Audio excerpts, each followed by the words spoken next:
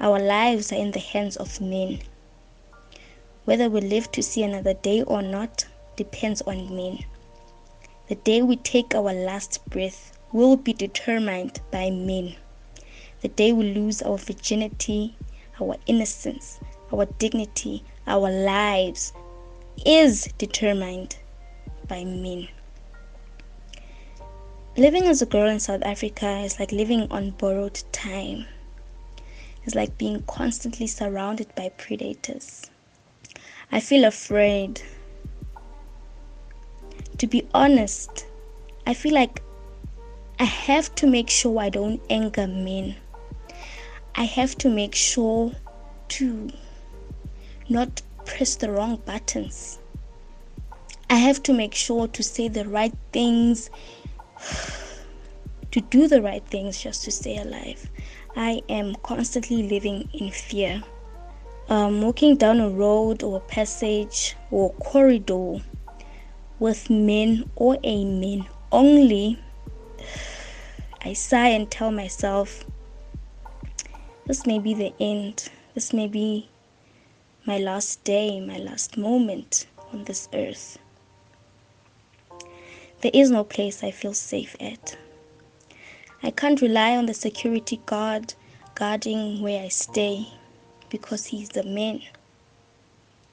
I can't rely on my family member, my uncle, my cousin, because he is a man. I can't rely on my boyfriend for safety and security because he is a man. And because my life as a woman has no value. Because I am nothing here in South Africa as a woman. Hey guys, so that's a clip from the podcast called Season 2000 by Ntombi from South Africa. She is a 20-year-old podcaster and pharmacy student I met somewhere on the internet. I met her on a site called audrey.io, which is a site meant for podcasters to meet and collaborate.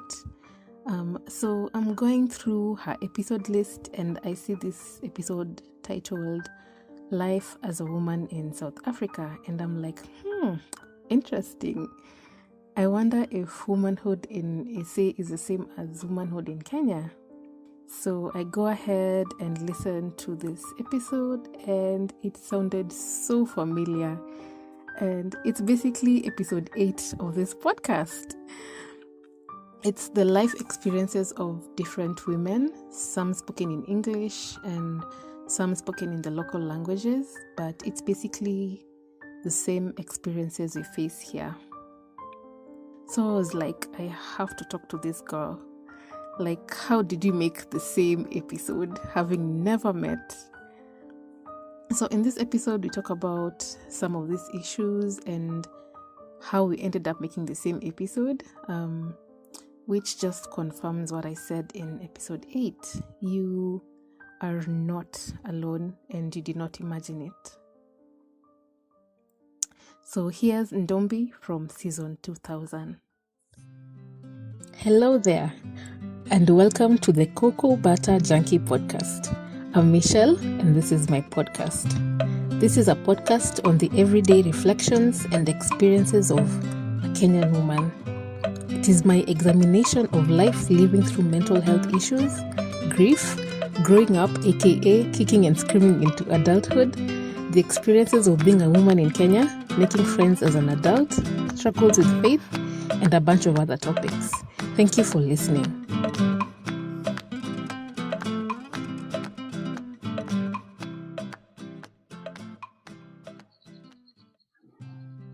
Okay, so my name is Ntombi, full name Ntomzodwa, but everyone just calls me Ntombi.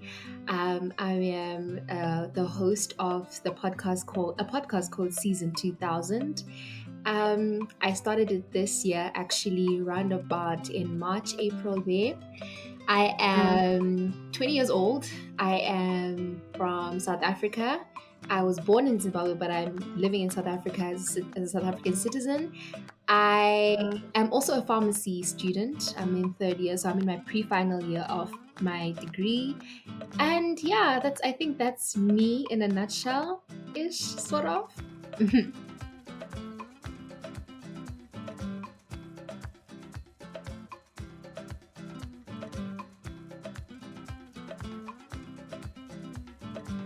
Before we start, guys, recording this was a bit difficult, if I may call it that. Technology. I think both our connections were acting up, or maybe it was just mine. We kept going on and off, but we finally met the recording. So, guys, this was recorded over the internet. The sound quality may not be 100%. But as we like to say here in Kenya, listen to the words and not the voice. And also, if you have not listened to episode 8, you might want to go back and listen to that first for context.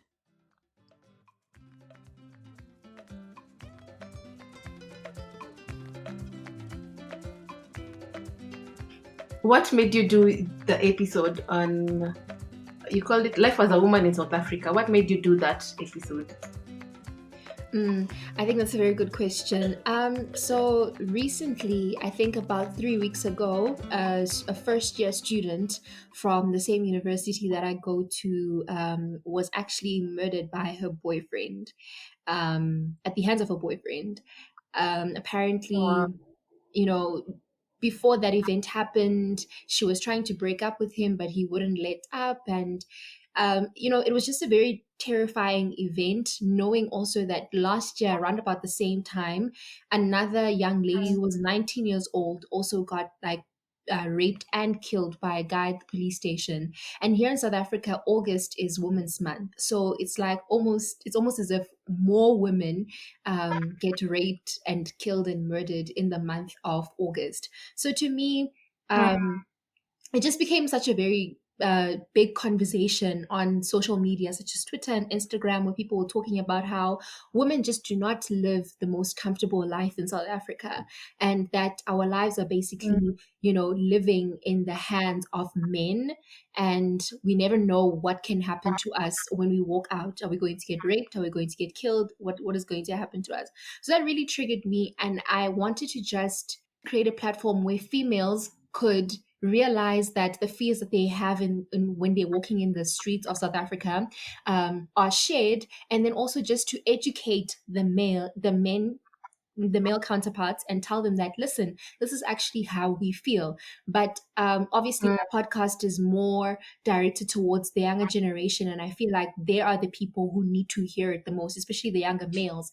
They are the people that need to hear it the most, because they are the ones who are going to be the drivers of change and not the older generation.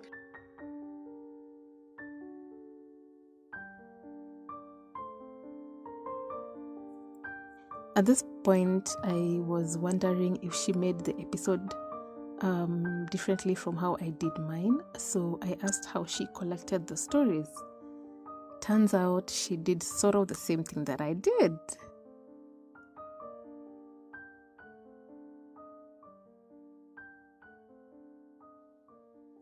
It was almost like an impromptu decision. So the night before I released that episode, I asked a few of because I was going to make it a conversation on my own, but I realized that my voice alone won't represent the entire, not even the entire, but like minority of the people that listen to my podcast.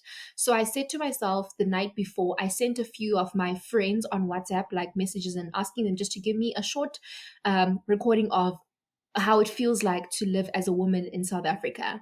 And then eventually I decided, you know what, I should probably just put this on my status and allow anyone who would like to answer the leeway to do so. And then I got so many overwhelming responses. I think I got responses until I actually had to publish the episode, and I actually could not put some of them in the episode that I released because it was just way too late. And so most of them are not necessarily friends, but people I know, and then some of them are actually complete strangers.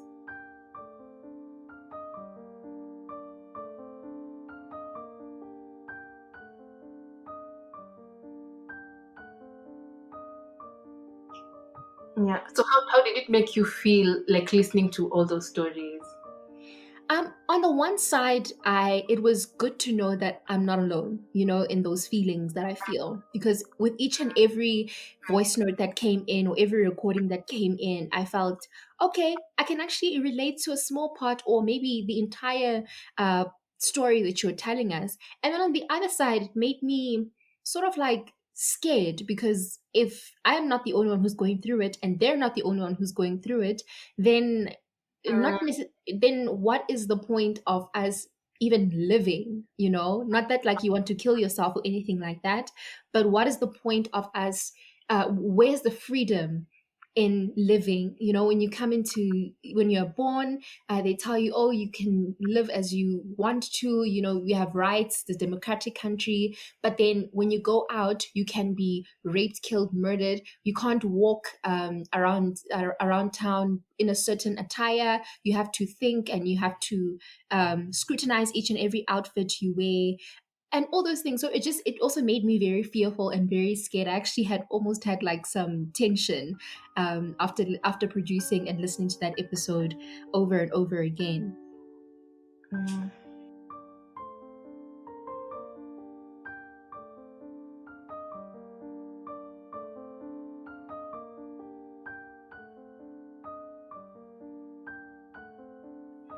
So my friend and I went to a mall on this past Saturday, and we're buying a gift from one of my other friends, right?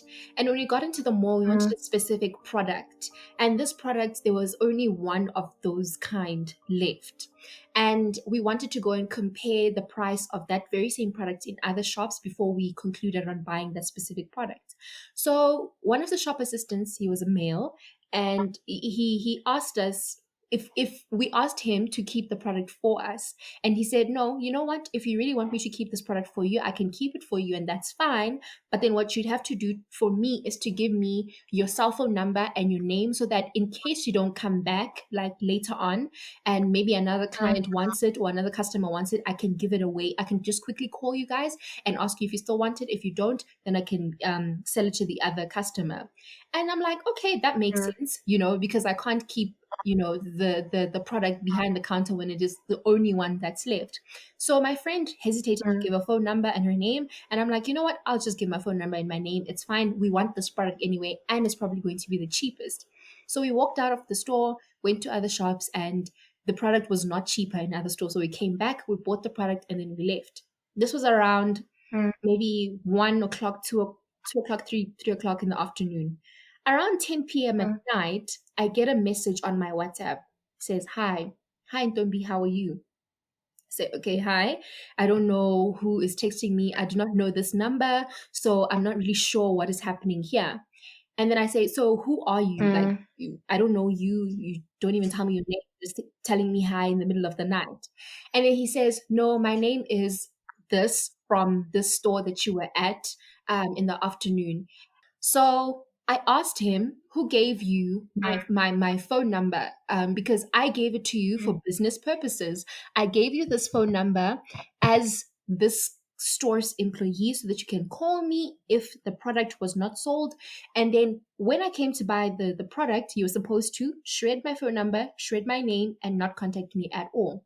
And that, I actually got very annoyed, because this is not the first time that this has happened to me, where guys from stores you have to sign maybe your signature, and then you also have to give your number after swiping or something like that. And then the guy goes and he takes your phone number for personal use. And so in that moment, I wanted to actually send him a message and tell him that, do you know that I can actually get you fired if I report this to your store manager? Because you are taking the number that I gave you strictly for business purposes for your own personal use. I do not know why you're doing that.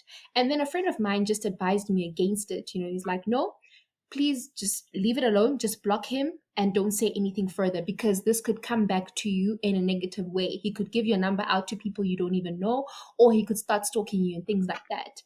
And then I was, I was in between, because I was so mad. On the one hand, I'm like, how can this guy be using my number for his personal use? And then on the other hand, I'm like, I have to also look out for my own safety and for my own and for my friends and my family's safety as well, because you never know what people can do with your phone number and your full name and surname. So that incident happened, and then eventually I just decided to block him from any calls, any texts, and block him also from WhatsApp.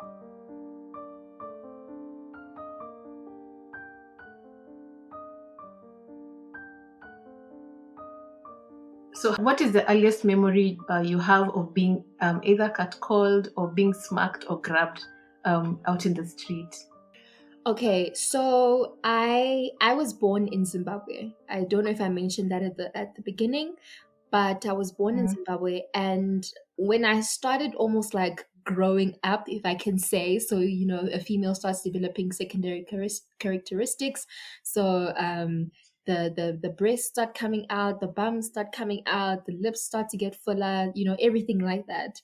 I remember walking past the market, like with some of my cousins, some of my friends, and the older men, not even older men, okay, in relation to the age that I was at then, it was definitely older men, so in their 20s, 23-year-olds, 25-year-olds, and they would be like, hey baby, type of thing, how are you doing, come over here, and things like that. So we would naturally ignore them and not say anything, and their immediate reaction was to swear at us.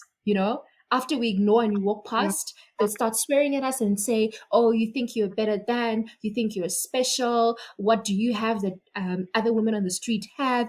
So it's like, if I don't reply, then you insult me for not replying to your catcalling. You are the one who's making me feel uncomfortable, and if I'm feeling uncomfortable and don't reply because I'm feeling uncomfortable, you start insulting me and calling me all kinds of names. And this is not the first time that it has happened in Zimbabwe as well, even in South Africa.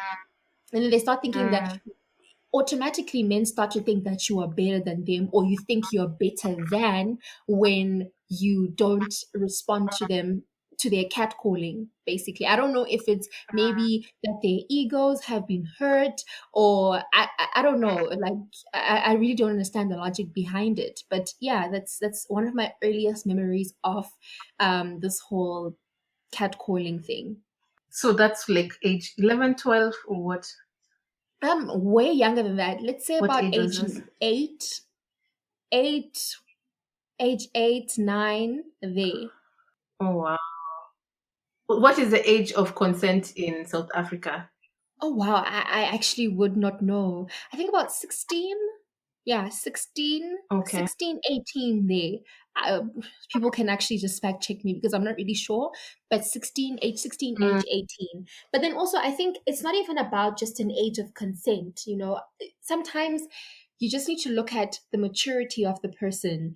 And, because you can say someone who's 16 is of an age of consent, but, they're being approached by a 45, 50-year-old man. Does a 16-year-old really know what the 45-year-old's intentions are? So I think that also there's kind of a problem with inserting an age of consent to certain things, because that can just, like there's a saying here in South Africa. So it's said in Zulu, in the Zulu language, and they say, grow up tree so that we can eat your peaches. And they say that to younger girls. So maybe they will see a 15-year-old on the street and say, grow up tree so that we can eat your peaches. So by the time they're 16 or 18, these older men are already expecting something from them. And when they turn the age of consent, they think that they can eat their peaches, if that's what they mean, type of thing. Oh wow. 8 is really early. I don't know. Do you think they know that it's pedophilia? Or do you think they just see you as like just a sex object? I don't know. I really do not know what is going on in the heads of the men who do this. And I've been trying to have conversations with guys my age, so around 18 to about 25, 27 there, just to kind of try and see what exactly is going on, because I feel like as women, we are having these conversations every day, just like you and me, just like what you did on your podcast, just like what I did on my podcast. And we're having these conversations, we're talking about our experiences. But it seems like there's a lack of response from the men who are our ages, you know? People just want the older men to respond, or maybe that one man responds and he says, "Oh no, gents, we must do better," and then all men start to retweet and post and reshare that specific post, but they don't actually have conversations about it. And I don't think that many of them realize that, this is pedophilia. I think they just think, okay, I want to go and satisfy my needs, or I'm just trying to look for some fun. So it's not really important how she feels, or things like that. But yeah, I don't feel safe. Don't feel safe on the street. Don't feel safe at school. I'm starting to wonder if a safe space lives and it does exist outside the four walls of my bedroom, outside of the walls of my house, outside the walls of my yard. I don't know. So when I was in first year, in first year. So I'm currently my third year. When I was in first year, which was 2018, I lived in a building where it was we call them unisex. hostels in Kenya. I don't know what you call them. Okay, so Okay. Unisex residences, basically, or hostels, a unisex hostel. And one of the guys in my friendship group, I won't really say, and I'm using the term friendship very loosely, about 10 to 15 friends or so. We were all in first year, and one of the guys was the only one who was known to be a virgin amongst all the guys, right? So not that the guys made so much fun of him, but it was always like, how guys, especially the younger generation, people always act like being a virgin is such a terrible thing. So with him, it was sort of like unspoken bullying that was always going on around him. All the guys would always be like, "Oh, but we've done this, but you've never experienced this." So that kind of thing always happened to him. So he had a girl that he brought over. I think it was just a friend. And this friend of his was in his room, and he came over to my room. And in my room, people were just relaxing, were just talking, and nothing hectic was happening. We're just relaxing and talking. And then he brought, I think Fanta pine nut, or Sparletta pine nut. It's like a yellow drink. I don't know if you know it. I don't know if it's there in Kenya, but I'm pretty sure it's there. But there's Sparletta pine nut. It's a yellowish drink, right? And he brought this other alcohol with it as well into the room. And he was convinced that if he could give her that drink spiked with a little bit of alcohol, she would agree to have sex with him, basically. So the guys who were in the room, so I actually wasn't paying attention to what was happening for the longest time, and then eventually I caught on to what was happening. About 3 other guys with him in the room, and they were helping him to pour just enough alcohol in the soda so that it would not be, you couldn't taste the alcohol taste, but more the soda taste, so that she wouldn't know that it has alcohol in it, hoping that if she drinks it, she might get a little bit tipsy or a little bit drunk, and then he could have sex with her. I don't know if that would have been consensual sex, but I think they were trying to just, relax her boundaries, almost just get her to calm down and relax and chill so that she wouldn't be thinking properly. And when I caught into this conversation, what was happening, I asked myself, well, and them, that how can you guys be putting alcohol in someone's drink without them knowing? If the girl really wanted to have sex with this guy, then she should just have the free will and the choice to be able to do it without alcohol being involved or without her drink being spiked. And it really surprised me because none of the guys actually thought about it that way. They were all just thinking, "Oh, our friend is going to finally lose his virginity. Our friend is going to have a good time. So we must help him and he must do all these things." And, you asked me earlier, like, do you think that people actually know? And from that experience that I saw, I think that they actually do not know.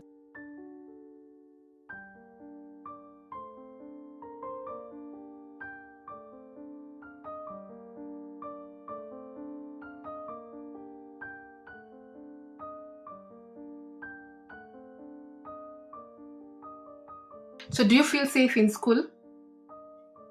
I for the most part, I actually feel safe at school.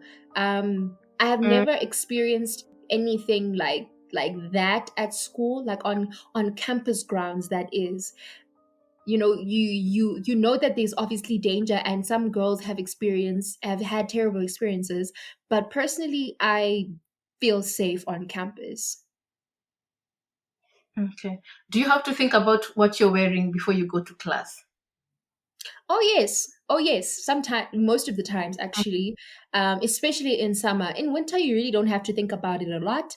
But in summer, you have to think, okay, is my dress too short? Are my breasts showing too much? Uh, you know, are my legs even showing too much? Because some people will come up to you and say, "Oh, nice legs," but in a pedophilic way, in an uncomfortable way, if I can say. So I do have to think about what I'm wearing. Sometimes you just wake up and you say, "Listen, I feel like wearing the skirt, and if it looks sexy to you, then that's it. But I bought the skirt and I really like it, so I'm going to wear it." But most of the times, you just have to be a little bit more careful. Okay. What about outside school?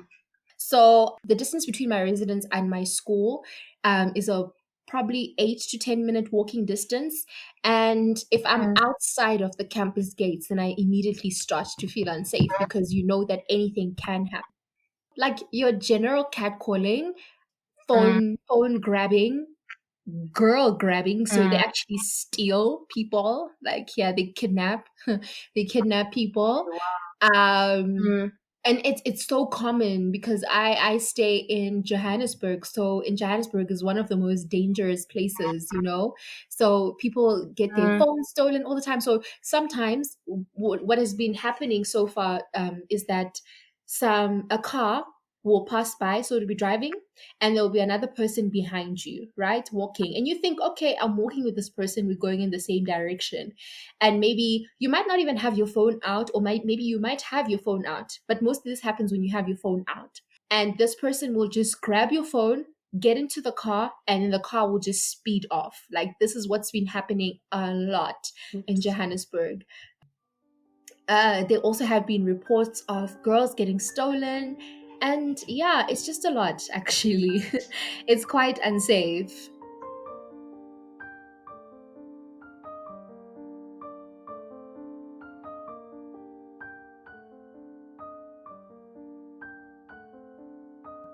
So we have this thing in Kenya. I don't know if you have it in South Africa. Sometimes you can just be stripped naked in the city. I don't know if you call them town or in the city, in the CBD. Does that happen in South Africa? I've never seen that happening in South Africa, but I've seen it happening in Zimbabwe, where maybe a woman could be walking, like maybe around the taxi area, like the public transport area, and she's wearing maybe a short dress, relatively short dress, and then like men will come and strip her off the dress or the skirt or the shorts, whatever she's wearing, and then they'll scream and shout at her and say, "Yeah, you wanted to show off your legs, so now you can show everything off." Type of thing, that type of thing. I've never really seen it happening in South Africa, but I've definitely seen that happening in Zimbabwe.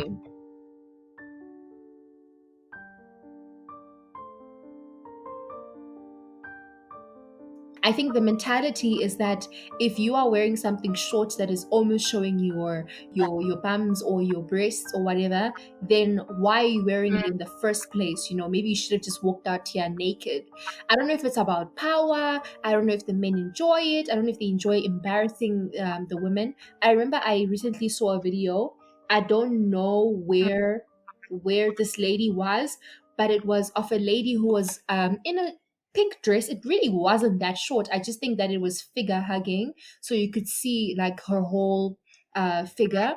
And one man, so she was walking through like the public transport place, and one man just came and almost like groped her bum, and all the men around, they were like, "Yeah, yeah," and she was very upset. She was visibly upset. She wanted to hit someone. She turned around and she was screaming and shouting, and all the men were like, "Yeah, yeah," and I'm like, it seemed like they enjoyed it. Like they were just waiting for one person to be brave enough to go and grope her bum. And none of the men were like, no, guys, this is wrong. All of them were just standing there and shouting and screaming as if it was something that was supposed to be done. I don't know for what reason. And the person, I think I also saw that video. The person who like grabbed her, was it like a little boy? Yeah, it was a very small person. So where do they learn this? Like, do they see the older guys doing it and then they feel like it's okay? I think so, because I think that everything that we do as human beings is from learning from other human beings. So I know that a table is a table because I was told a table is a table, and that person knows a table is a table because another person told him it's a table. So everything that we do as human beings, we learn from other human beings, whether or not we are taught. So sometimes we can be taught, right? So you can be with your friends and then your friends are like, okay, this is how you should do things or whatever. But sometimes it's also because of just things we see on TV, things we see on the streets every day when someone is walking past, and then people see certain things and then they start adopting those behaviors as well.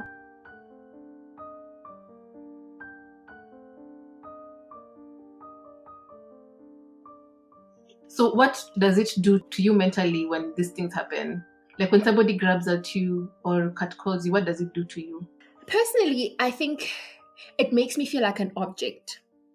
Those mannequins you have in the store, those dolls that just wear the clothes and pose the entire day, because they are made of plastic, so they're not humans, they're not really going anywhere. So it makes me feel like one of those, because it just makes me feel like an object that has no feelings, because those mannequins in the stores, you can go to them and grab whatever you want to grab and they will not react, they will not feel anything. And I feel like that's what it makes me feel like I'm an object that's just waiting for someone to either catcall or grope or grab or do anything in that fashion or manner.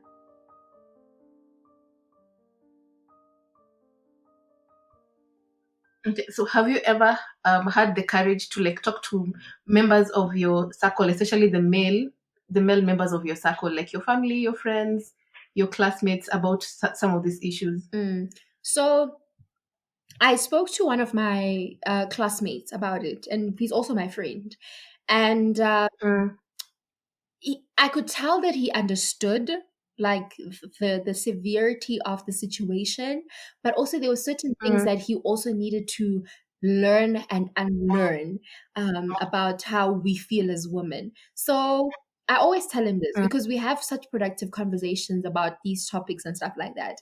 And, I get him to understand, but I always tell him that, yes, I am changing your mind, but then we need someone who is of your age and my age to speak up about these kinds of things on a more public platform, because the conversation between me and you is going to change, yes, your behavior, but I don't know if you're going to go and tell your friends and also go and check your friends after this conversation, or is it just staying between the two of us, and then you use it to your advantage, but then all your other friends are still, and the rest of the men in the world are still doing the same things. Do you think he would tell his friends? I think he would tell his friends if the opportunity arose, but like in a oh, friend, just come and sit down and let's talk about this. I don't think it would be that type of situation. I'm not sure, because you never know how people will react or behave. Almost. Bartman boyelane naye. Phofu I must pretend just for my safety. Ndavuma ke nam, cause ndandisoyika. They asked me to get back together with him and said I must just pretend for my safety. For my safety. And I agreed because I was scared. So, like, if you were to tell men, like, the top 5 things to stop doing, what would you say?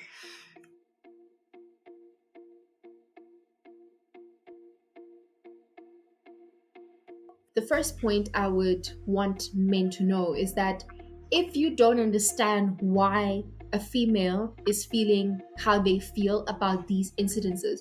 So you see it on Twitter, you see it on all types of social media, and your female friends are talking about it, but you say, oh man, but how come you guys feel like this? I don't know why you're feeling like this. Have a conversation with a female you trust. Sit down with her, a close female friend, even your mother, even your sister, and ask them why they feel the way they do. And open up your mind enough to realize that yes, you have feelings, and yes, maybe you may be wanting to approach the girl that you are seeing, but is there another better way to do it?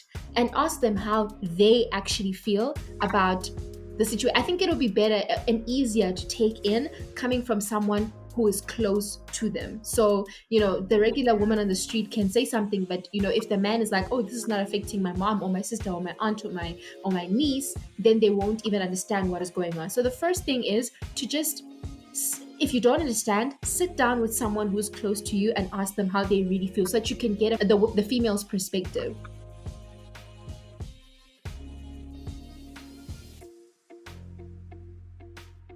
The second thing I think is that men should try and start having these conversations, in their small circles, especially the young men. To me, I emphasize that the young men especially are the ones who will change this thing that we're going through. They're the ones who will spark the change, and they're the ones who will maintain that change. So young men need to start having honest conversations. So if there's a group of 8 guys, for example, and one of them knows, okay, this is how my niece feels, or this is how my sister feels, he needs to actually go back to his friendship circle and say, listen guys, you know what, I think we must talk about this, and I think we must discuss this, and try and find ways to change that are beyond just sharing things on social media, and actually just implement actual change, actual behavioral change.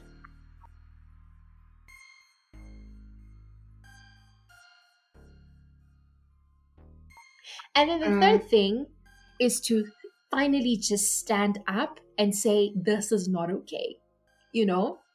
Say, this is not okay. Say, yes, we've seen women talking about it. Women have started multiple organizations. Women have had multiple days of learning and unlearning, but now it needs to come from us as the men. So I am standing and saying, this is my organization, and this is how we're going to help change each other as men, so that we can help our women. One thing I think would be for just men to stop seeing women as objects. I think a lot of cultural and religious beliefs that we have, or doctrines that are there, sort of almost paint the woman almost as an object all the time. The woman has no say, the man is the head. Just for men to stop seeing women as inferior or as objects. Because as I'm walking around, I can see that lots of men just think, okay, if I see a girl and I like her, I can just grab her and I can do whatever I want with her, because she's she's inferior to me, and she's not as strong as me, and she's not, as important as me. Men are the ones that are important. So I just think that men also just need to stop seeing women as objects, and stop a thing that always goes on in South Africa is that whenever these things happen, men tend to post, gents, we must do better for our women, and it's like you're saying our woman as if we belong to you, as if we're an object that was placed in your hands, and they said, you know what, these things belong to you, so you are us, you are our objects. So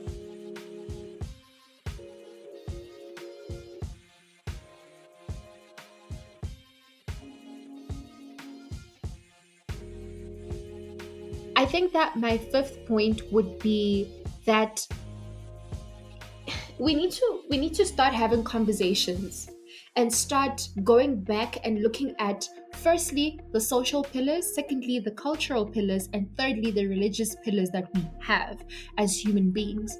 Because some of those things that we practice socially, culturally, and religiously are actually not even, I don't even want to say low key. I want to say high key promoting men behaving this way. Because some of the things that, like, for example, culturally, in South Africa, we have certain cultures that go that send their boys to initiation around the age. Okay, I'm not really sure about the age.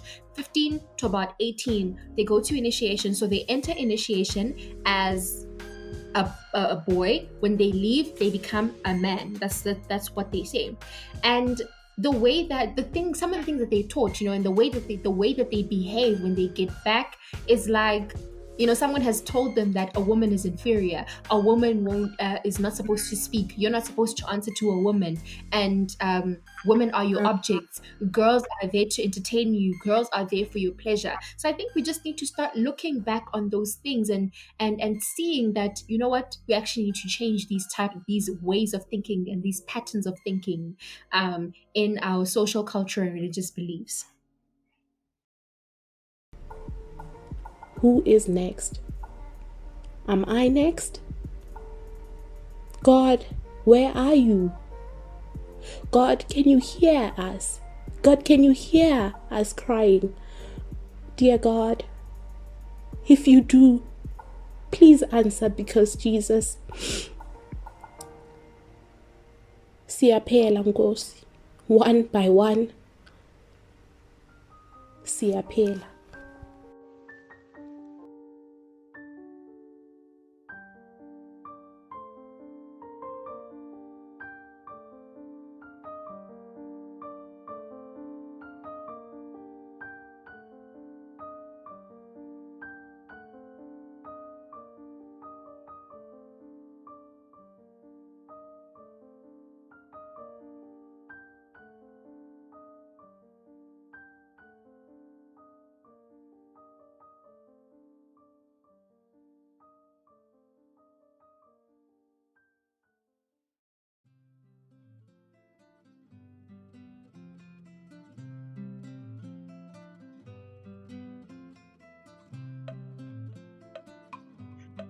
How is your 2020 going?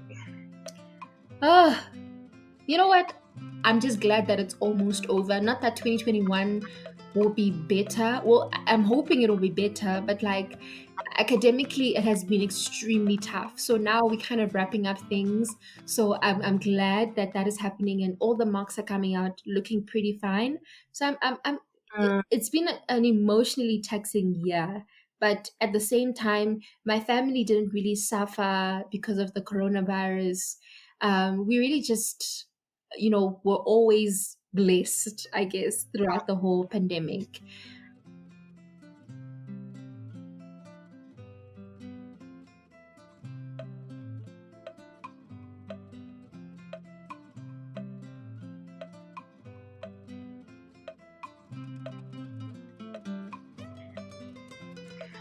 So usually at the end of the episode, I give my listeners recommendations, maybe a podcast, YouTube video, a book, something. Do you maybe have something to recommend? Yeah. Okay, actually, that's it. I have 2 books I can recommend. Okay. So the first one is called The Unspoken Feelings of a Gentleman 2. It is by an author called, I don't know how to pronounce his name, Pierre, Jeanty. That's a good book, like in terms of just understand, almost like having an open conversation about what really goes on in the minds of men. So I only read his second book. I don't know about the first one, but I'm still trying to get to it. And then there's the book called How to Stop Feeling So Damn Depressed by Jonas A.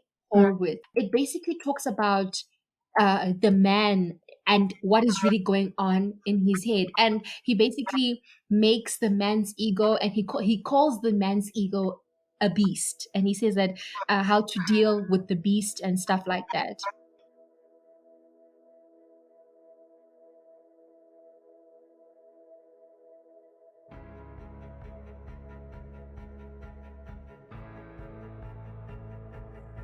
I'm personally looking forward to the time when we are not raped and murdered just for our gender.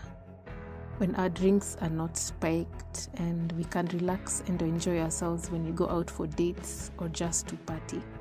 When we have agency and we can give our consent without being seen as cheap or loose. When we are not kidnapped, stripped, groped. When we can speak our minds. I'm looking forward to when men can care about issues that affect us just because we are human and not because the same issues affect their sisters, wives, mothers, etc. I'm looking forward to a time when we move beyond just having conversations to actual policies and actions. And guys, actual guys, men, dudes, boys, if you would like to talk about these issues, if you would like to learn, ask questions, or even defend where men have been misunderstood, please reach out to me. Let's talk. Let me know if the suggestions and solutions we are putting forward are wishful thinking and what we can do instead. My handle is @kokobatajanki on IG and Facebook. You can also email me on kokobatajanki@gmail.com. I will also put these links in the show notes.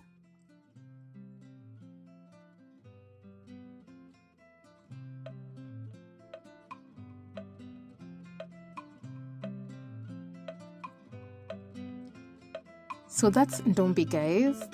So articulate for a 20-year-old. I don't remember being that aware and articulate at that age. Ntombi, thank you so much for sharing your story and podcast with us.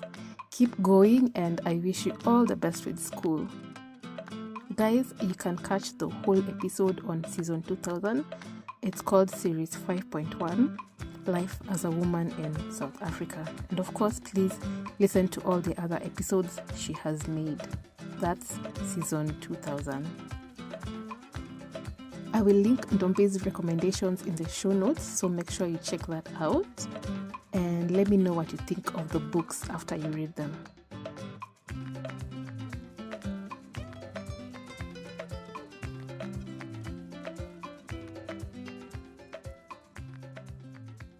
So that's the episode, guys.